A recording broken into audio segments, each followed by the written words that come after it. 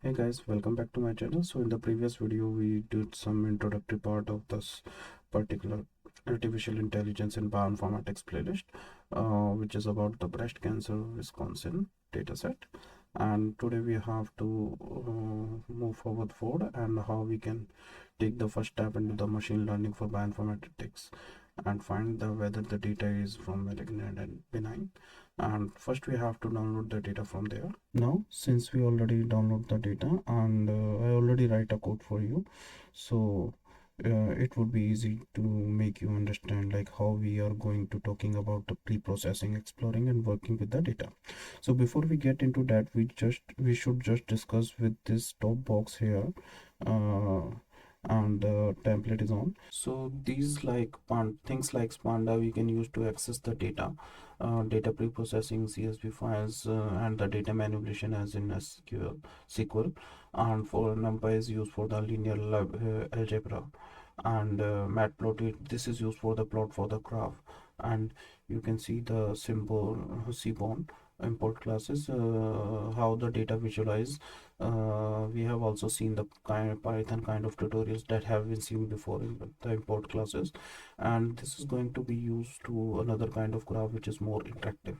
Then we get the things like here where we start importing logistic regression models, and we can start using and delving into these, and looking at different ways that we can approach machine learning problems, and we will get to that in a few videos.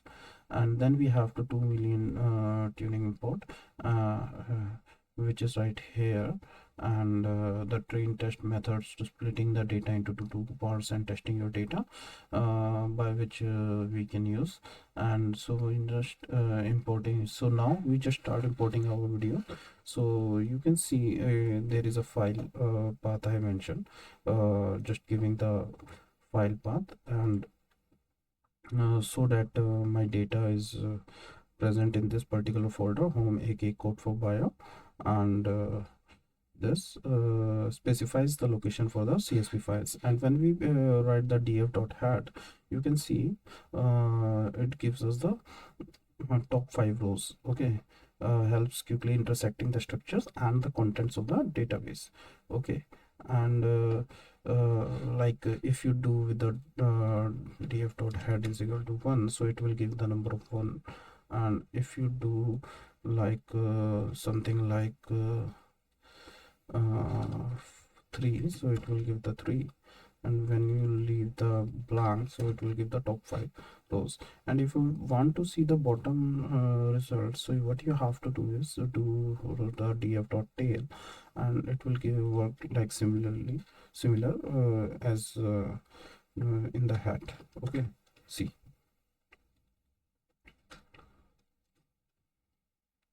Okay, now so df.info, what it will be do is it will give the number of entries, rows and columns. Okay, the rows and columns, and the column names and the data types, whether it can be an int, object, float, 64, etc. The memory usage of the memory usage of the data frame, and the known null columns. Okay, why we use, because first we have to identify the missing values in there and check the data types, importing for pre-processing, accessing the memories for the large data sets, and etc.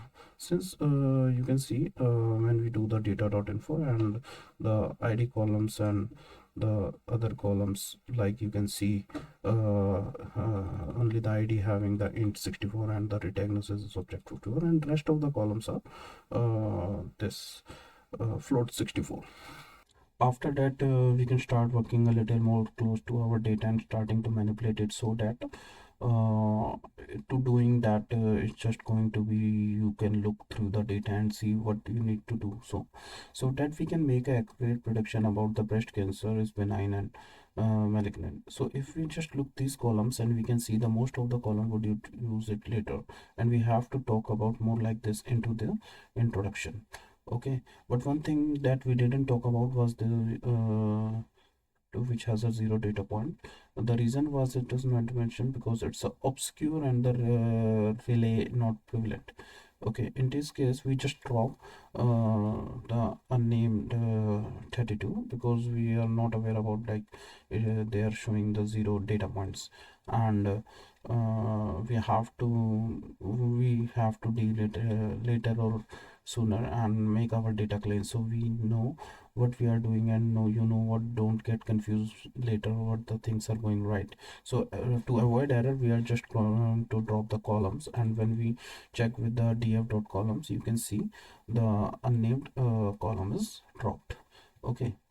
Okay, essentially the data dot columns mentioned is really good, and because it shows every single column of the data.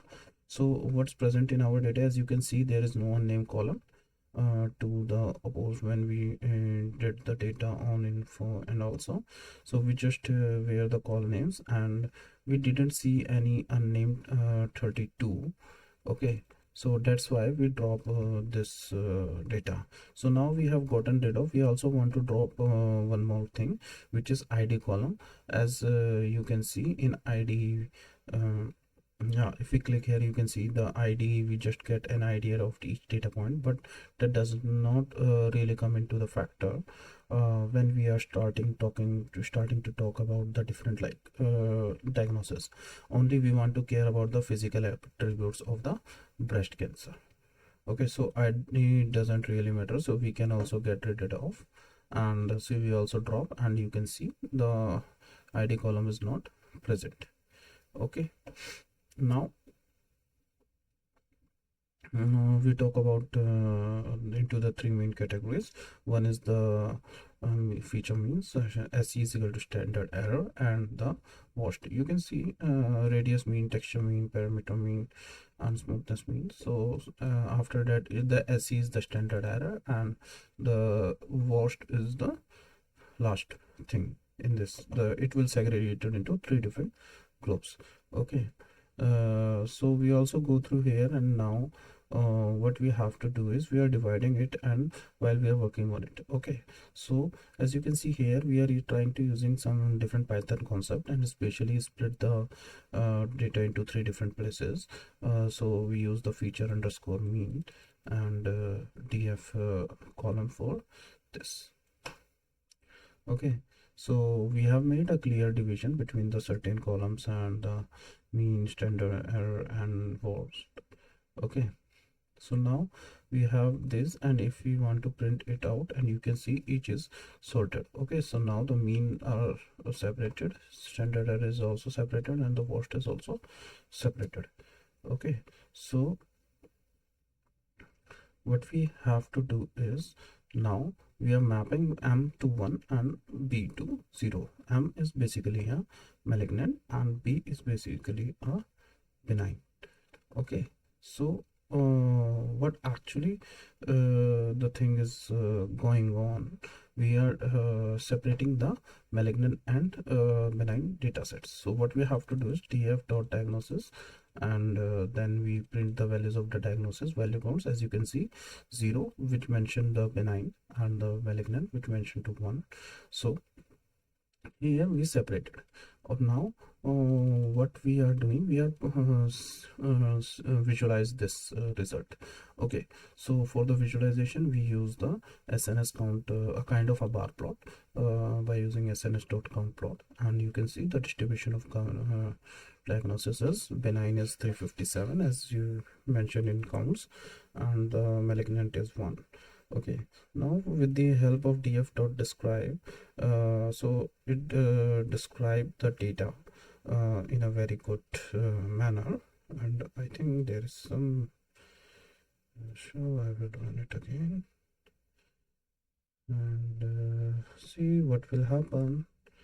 Okay, yeah, so there is some issues earlier, it was giving a non values. Now we can see, so df.describe, the data is well described with the count, how many counts are there, the mean, standard error, minimum, 25, 50%, 75% marks, by which you can also find the outlier.